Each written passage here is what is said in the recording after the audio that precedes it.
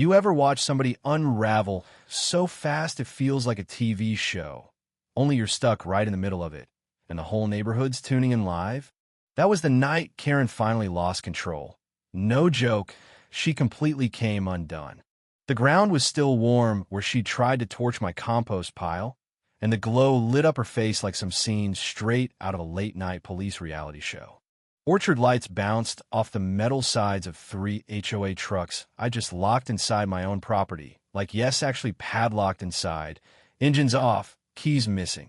Officers stood around, murmuring into radios, trying not to laugh while Karen, with mascara streaked halfway to her chin, hands shaking, kept muttering she never meant for anything to catch fire. Yeah, right? Thing is, I didn't even need to raise my voice. I just played the footage again. Her caught dead to rights, crouched behind my compost bin at 3 in the morning, flicking a lighter like some half-baked arsonist in a bad disguise. People like Karen, they only snap when they're forced to face what's really inside them. When a mask slips and their own reflection stares back, and it's not what they thought. That morning, she shattered. But honestly, to make sense of it, I should probably start at the top, even if everyone just wants to hear about how it ended. So, picture this. I live out past the edge of Sunny Grove Hills. One of those neighborhoods where everything looks picture perfect, neat lawns, painted fences, neighborly smiles, and an HOA board president who, I swear, thinks she's Moses coming down from the mountain, rules in hand. That's Karen Fleming for you. Hair always perfect, smirk permanently welded on, clipboard under her arm like it's a scepter, and she's guarding the gates of kingdom. Only thing is, she acts like that kingdom includes my place. Spoiler, it doesn't. Never joined the HOA, not once.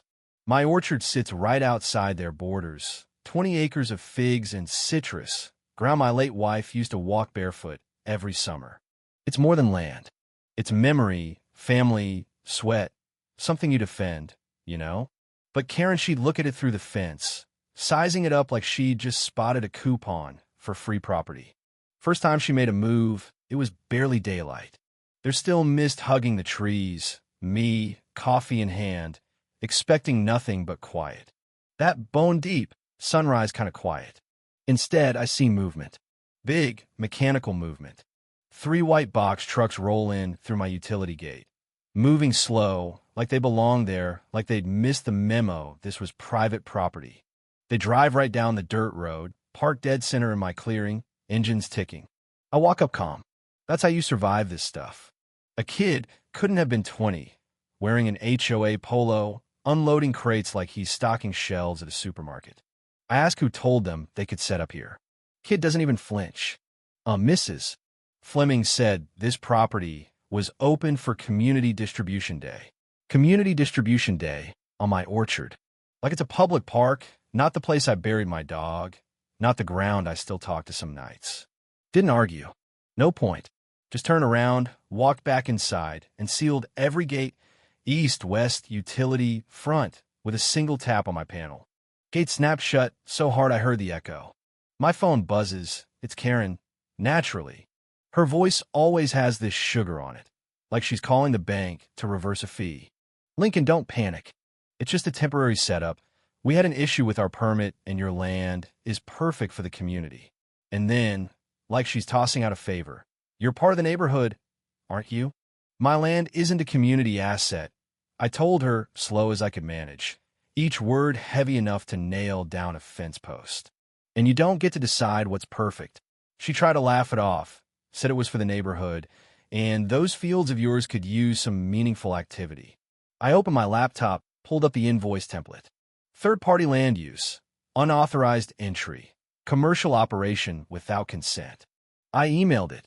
$500 an hour per truck, time-stamped, 1 hour, 12 minutes. You can check the timer in the corner. I added, just for effect. Her voice snapped. You're extorting us. Nope, just billing you. 15 minutes later, here come 2 patrol cars, lights spinning. Karen had called the cops, claimed I was holding community resources hostage. The officers walked the property, took a look at my deeds, watched my security footage. Yep, I keep all the paperwork laminated right on the porch like a menu. When Karen stormed up behind them, yelling about starving families and his fields aren't even productive, they didn't budge. One of the cops, older guy, deadpan, just looked at her and said, "Ma'am, you entered private property without permission." He's within his rights. She went pale. So, round 2, she moves online, HOA Facebook groups, community emails, local forums. There's even a post with a photo of the trucks trapped behind my locked gates. Local landowner blocks food distribution. Families harmed. I sat there sipping cold coffee, scrolling through the hate. My favorite? He doesn't care about his neighbors. That one stung, honestly, because it was so damn wrong. What do? Same thing I always do, document. I stitched together every camera angle, every timestamp, every map showing how they snuck onto my land. I made a straight shooting video, standing by the fence. Not part of the HOA. Trucks entered without permission. Private land.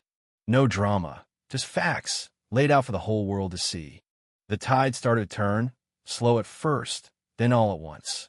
That's when someone anonymous commented, there was no emergency. Karen refused to pay for the permit. She said she'd find someone too soft to fight back. Guess she miscalculated. The unraveling had started. And then, 2 in the morning, my alarm goes off like a bomb. I bowled out of bed, half-dressed, feet pounding across the floor. Security monitor shows someone crouched by the compost bin, bottle in hand, pouring, then the flash of a lighter. Fire snaking up the mulch. I kill the alarm, grab the extinguisher, sprint out.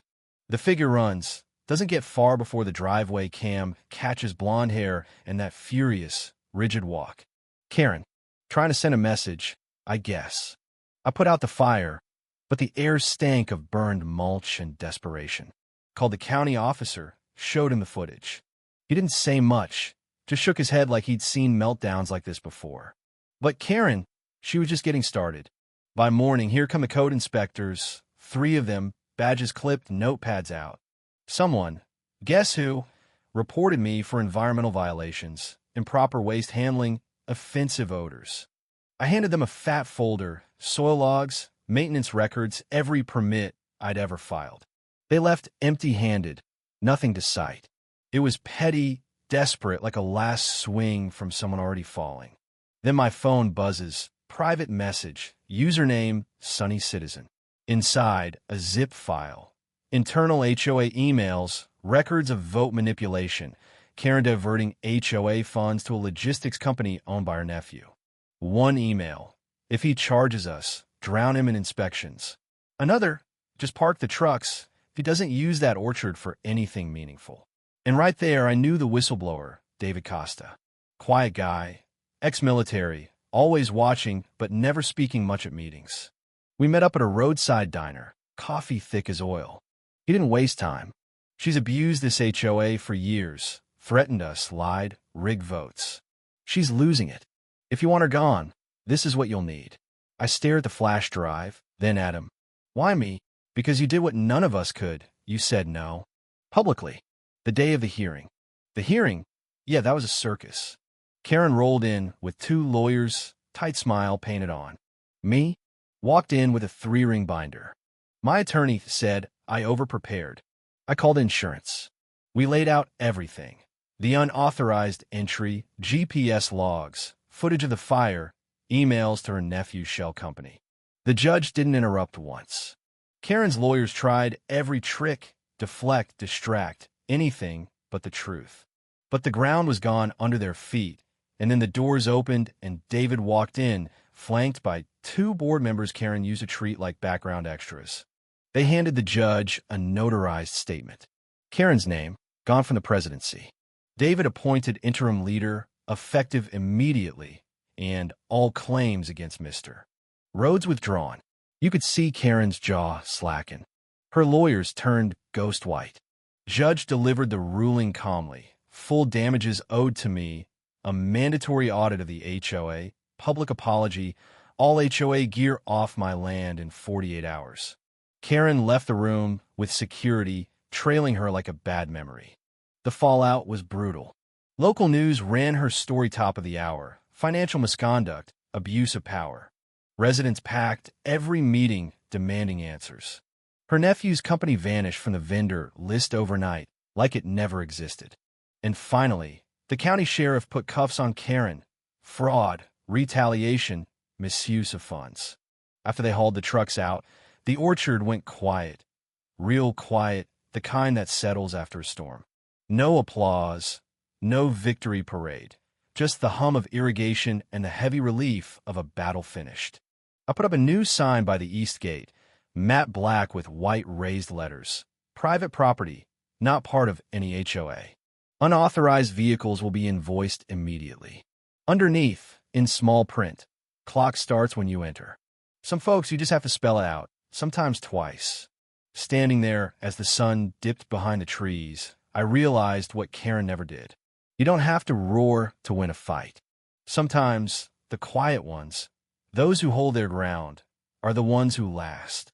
That's a lesson nobody advertises, but it's the real currency in any war with an HOA. Now, here's what I want to know. Who do you think was really in the wrong here? Was justice done, or just delayed? Drop your thoughts in the comments. And while you're at it, let me know, what's the wildest thing you've seen a neighborhood power trip cause? Because trust me, out here, the stories never end.